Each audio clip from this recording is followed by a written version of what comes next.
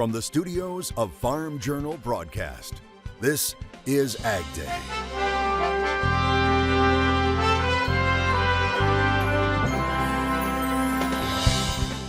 A bin-busting crop. One man's soybeans are shattering yield records. How a fire at a cattle sale barn is impacting farmers' bottom lines. The further we have to haul them, the more weight they lose. Plus, what is the yield potential for this year's corn and soybean crops? After a week of surveying and weighing the numbers, Pro Farmer puts out its yield estimates. So the extreme heat that we dealt with last week on Crop Tour, especially on the western side, just really hammered crop. An update as corn and soybean crops sprint to the finish line right now on AgDay. AgDay, presented by Pioneer. What's next happens when the testing grounds meet the proving grounds. Pioneer. What's next happens here. Good morning, I'm Griffiths. During the Pro Farmer Crop Tour last week, scouts saw it all. From the potential of big yields to crops barely hanging on to make it to the finish line. Pro Farmer taking all of that into account along with other factors such as weather, crop maturity, and areas outside of the tour to come up with its annual corn and soybean crop estimates. It is now forecasting a national average corn yield of 172 bushels per acre. That's more than 3 bushels below USDA's latest average of 175.1 bushels per acre. Now for soybeans, Pro Farmer calling for an average yield of 49.7, USDA predicting 50.9, so more than a bushel lower. Now Pro Farmer's estimates have a range of plus or minus 1 to 2%. So let's dive into the numbers state by state. Starting in Iowa, Pro Farmer calling for 197 bushels per acre for corn, saying the crop took a beating last week from extreme heat, adding to the drought stress it was already under. Soybeans, 55 bushels an acre, saying disease issues and late season moisture stress are pushing yields down. Illinois, the corn yield winner at 203 bushels to the acre, but not enough to challenge last year's record yield. Soybeans in the state also coming out on top at 62, but late season heat could be an issue there. Nebraska, 173 on corn, with irrigated corn holding its own this year. For soybeans, 52, with irrigated beans being a solid crop, while dryland is deteriorating each day. Minnesota, it's in at 175 bushels to the acre for corn due to extreme variability and a lot of barren stalks. As for soybeans, 46, and they could still finish strong with some late season rains. Indiana, a good number for corn here at 194 bushels to the acre, but it also will need some rains to finish out, and 60.5 for soybeans, the crop lacking a little in maturity at this point. In Ohio, one of the most impressive on the tour, it's in at 192 bushels to the acre for corn, but also a little immature. As for soybeans, 57.5 bushels to the acre. Pro Farmer saying it was heavily potted.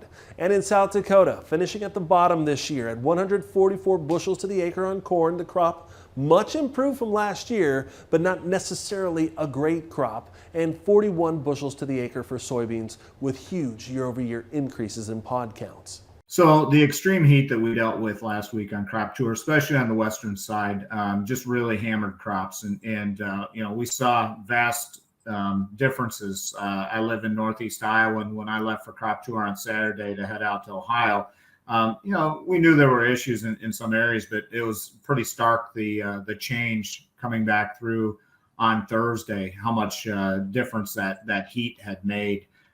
Corn ears were hanging.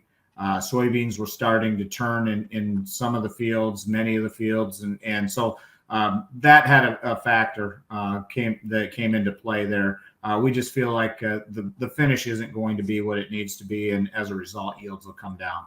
For a closer look at all of the numbers released from Pro Farmer, from the national estimates to the numbers gathered from the tour last week, make sure to check it out over at agweb.com. You can watch all of the highlights from the tour, including the nightly reports during Crop Tour Live. Just click on the Pro Farmer Crop Tour tab at the top of the webpage. After a hot week last week, some relief is on the way for the Midwest. Meteorologist Andrew Whitmire joins us with a look ahead. Feels about 20 to 40 degrees difference up across parts of the Midwestern states after we drop that cooler weather for those folks. But we're still dealing with, again, some of those extreme temperatures, especially down across parts of the southern plain states. As we go on forward, though, into Tuesday morning, check out some of these temperatures. We get some nice 50s kind of scattered across the northern half of the country. And for Tuesday afternoon, we're still keeping that heat and humidity very low across the northern states, but again, still staying up across parts of the deep south, far southern plains, as well as parts of the Four Corners states. Check out Phoenix, could be approaching near 115 degrees this afternoon. Looking at the water moisture for this week, well, it's going to be pretty much next to none outside of near the Rockies out there. And we're also going to be watching again a few systems up along the eastern seaboard that could bring with it some more substantial pockets of some of that heavier rainfall. But a good chunk of the country and much of the Corn Belt, Ag Belt region, unfortunately staying dry here as we round out August and begin the first few days here of September. Let's check out our crop photo of the day and check out this beautiful sunset here in Lake Creek, Texas. Thanks for sharing this photo with us. I'll run your Ag Day forecast in just a few minutes. Now, this could be very good news for the nation's citrus industry, a possible cure for destructive citrus greening. Scientists with the Ag Research Service studying ways to augment a citrus tree's natural resistance to diseases by incorporating receptors that can recognize diseases and then activate a plant's own immune response. Now, one way to do this, they say, is by cloning the DNA from plants that have natural resistance to the disease and then adding that to the microbes of trees that need treatment. Now, previously, the only way to deal with citrus screening was to remove affected trees from the orchard. Now that researchers feel they have a more effective solution in hand, they plan to use what they've learned in tree nurseries. And scientists see the technology being deployed over the next several years. The disease has cut citrus production by 75% in Florida. This didn't go unnoticed during crop tour last week. A fire at a well-known sale barn in north central Arkansas. The blaze, which it's believed started in the kitchen of Wilf's Claiborne County Livestock Auction, is forcing farmers and ranchers to scramble and find another sale barn to sell. And as the Arkansas Farm Bureau shows us, it's costing folks a lot of time and money. I was actually in the middle of teaching class and my dad called twice. And when my dad calls twice, I always know there's something wrong. And he called and said that he'd just pulled up to eat lunch and go to the sale. He's running a little bit late and smoke was coming out of the front of the building. Our first thought was, I hope everybody got out okay, which they did, which was great. The second thought was, where are we gonna go from here? Because that's our local barn that we've utilized in this area for generations. That barn was a little smaller, so you didn't have shrink in those cattle. They didn't sit there as long. Some of them other barns are a little bit bigger. So they sit there and you had some shrink, which at the end of the day is money out of your pocket. You know, our options now are, we're looking at either having to go to Clinton or Searcy. Those are our two closest markets in this area. The further we have to haul them, the more weight they lose. That's the bottom line, is weight loss. It can be significant. I mean, it can be as much as 30 to 40, 50 pounds on some of those calves, because especially this time of year in the heat. I mean, the more you stress them, the more the strength they're gonna have. An easy 50 pounds loss on weight hauling. Where we're at now, I can take off work, be there right before sale starts and do that. But if we're going to Clinton or Searcy, either one, I'm gonna have to haul them the night before. So they're gonna have to sit in the yard extra night before they go. Our 50 pounds, and they're bringing right at $1 or $2.20 a pound right at the moment. So the math on that's gonna be $125 per head. That's what we're losing. That makes it tough when you got 20 cows or 20 calves going. That rate goes up exponentially. The week before, I'd had some weigh cows that needed to go, and you know, I just left them in the shade at the house hour before, and then jumped them on trailers where they wasn't in the heat. So that you can't do that. You're gonna have to haul them an hour or so, one direction or the other now. It's 6 miles from the farm to the sale barn, so we don't have much weight loss to take into account, and also the shipping cost. Fuel as high as it is, I mean, you know, there are other options and other alternatives, but man, that just starts eating into your profits. We're set up, you know, to haul, you know, 2 loads to the sale barn is 20 miles for us at this point, round trip, both trips. We're going to Searcy, you know, that adds an extra 40 miles to us. We're going to Clinton, that adds an extra 60 miles to that. It was just handy for us because it's 15 minutes. Trying to pick up some cows, we could run up there and just look through, and if there was something there we could buy and get back home. This time of year, the supplies are kind of low just because of the heat. It just saved a trip with gas prices and everything. We could get up there and look, and if there was something, fine. If not, we wouldn't have a lot of money go out 2 or 3 hours of driving. That barn had just changed owners here recently, and they had done such a wonderful job with the transition. Got a lot of new buyers coming to our area. Everyone was super excited about that. They just opened the Cattleman restaurant back up on a regular basis, and there was a lot of people in Heber that was looking forward to eating out there at the sale barn. Really great food to eat. And so, I mean, it's just a blow to our economy here in this area. Businesses are hard these days, and it was really nice to see that going on. All right, our thanks to the Arkansas Farm Bureau for that story. Well, crop tour is in the books and Pro Farmer has revealed its numbers, but what does it all mean for markets? We'll discuss that next, coming up. And later, one farmer has just broken the record when it comes to soybean yields in the U.S. You have to hear what he's getting on a per acre average in the country. AgDay is brought to you by EndZone from Farm Shop MFG, which allows you to rehydrate your soybeans from 10 to 13% on a 20,000 bushel bin. That's an extra semi-load added to your bottom line. Order your EndZone fan control now for as low as $3,300 while supplies last.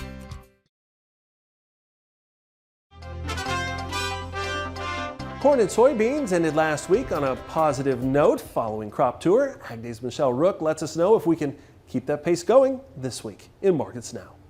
Welcome to Markets Now. I'm Michelle Rook along with Brian Grady with Pro Farmer. Friday's market closes mixed in the grains, but following estimates out from the Pro Farmer estimates. And Brian, let's talk about corn, down 3 bushels per acre on yield nationally is where Pro Farmer has it at 172. Why did you feel like you needed to come down those bushels?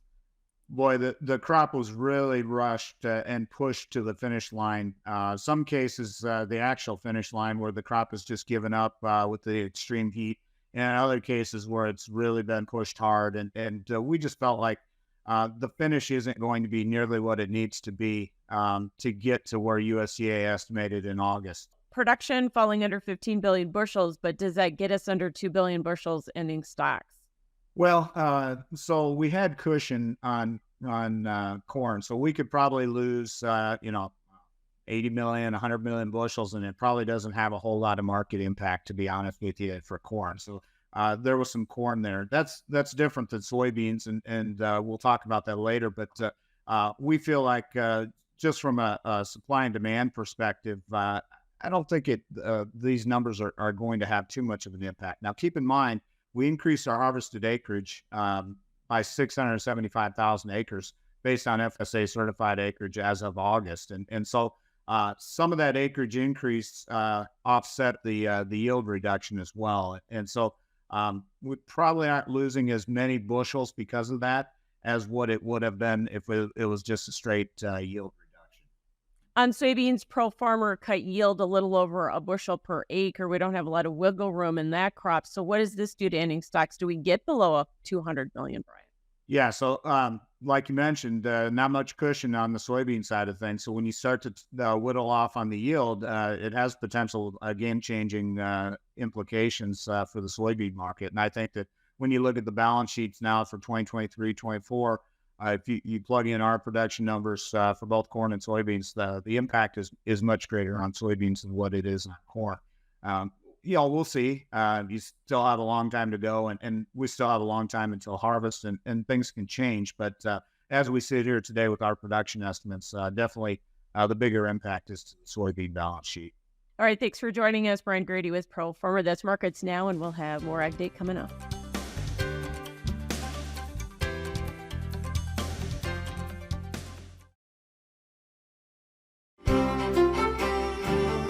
Looking at the jet stream here on this Monday, we're going to be watching a nice little trough trying to develop across parts of the Great Lakes states. That's keeping you cooler, but again, that heat dome, that's down across the 4 corner states right now and across the 4 southern plains. And we're going to have to watch out and see if some of that heat dome might try to build back in just ever so subtly here across parts of the central plains and back into parts of the Midwest and Great Lakes states as we round out this week And as we check out the jet stream for Friday, that's September 1st already here across the country. And as we head on into September, rain chances, unfortunately, for at least the first few days are going to be few and far between, especially across, again, the Ag Belt regions. So let's go ahead and take a look here at the feature radar as we go into Monday into Tuesday. We'll be watching a slight cold front moving on through the Great Lakes. That'll bring with you a few spotty showers. Meanwhile, we're watching the Rockies for a few subtle disturbances.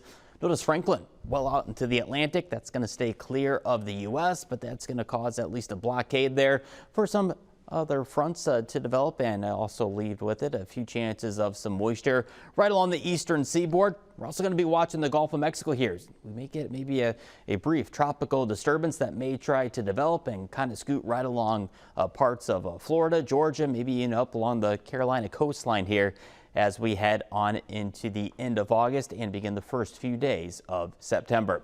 Looking at our temperature outlook, where you see the blues, that's the cooler weather with that trough that we just talked about. Meanwhile, where that heat dome still is in place and that ridge off to our west, that's part of that heat dome that is still going to be kind of relentless and still ongoing across parts of the deep south, parts of the southern plains, and parts of the Four Corner states. Precipitation as promised over the next few days and into the first few days of September. It's going to be pretty dry again across much of the Ag Belt regions. That's a look around the country. Let's take a look here at AgDay Select Cities. North Platte, Nebraska, partly cloudy, high 83 degrees. Going on over to Whitefield, scattered thunderstorms. High temperature very comfortable into the lower 70s. And as we round out our select cities of the day, ending it on a toasty note at 97 degrees. Is the machinery market frenzy slowing down? Machinery Pete checks the pulse next. And later, we'll stop in Georgia, where a farmer is standing tall after setting what appears to be a new soybean yield record. Details in the country.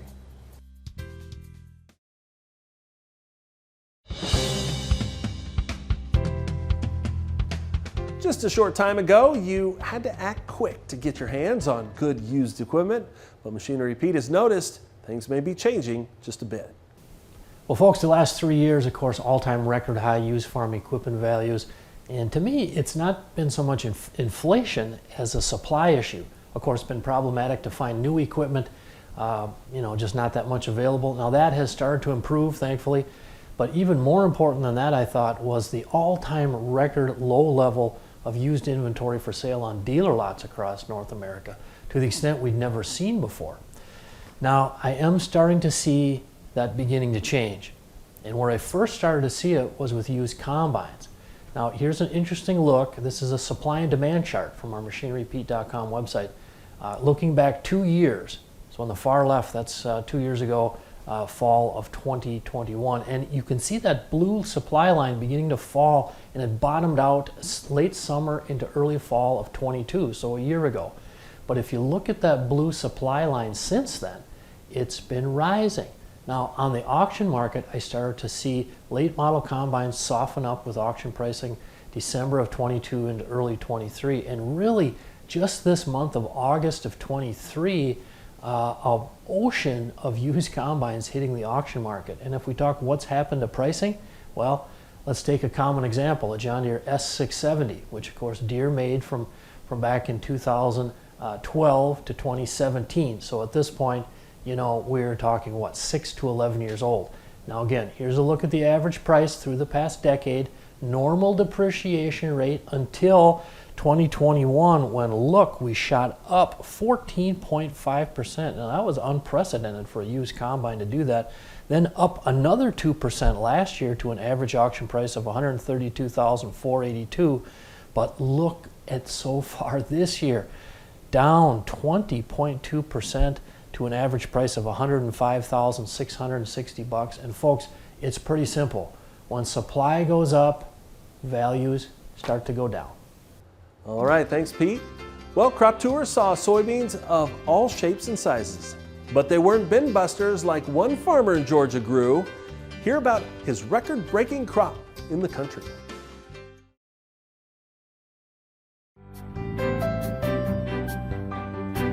Well, this got everyone talking during last week's Pro Farmer Crop Tour, the announcement that there was a new soybean yield record, and it didn't just break the old record, it shattered it. Alex Harrell farms in Lee County, Georgia. He just harvested a soybean crop that came in at a whopping 206.7997 bushels to the acre. And that's way higher than the previous world record of 190.23 set back in 2019 by another farmer in Georgia. With a University of Georgia Extension agent riding along in the cab, they watched those big numbers flash across the yield monitor. Everything was then double checked and verified by the university. Chris Bennett talked with Alex about how he grew those bin-busting beans. That story is up right now on agweb.com. Congratulations to Alex. And that's going to wrap us up for this edition of Ag Day. From all of us here, I'm Clinton Griffiths. Have a great week out in farm country.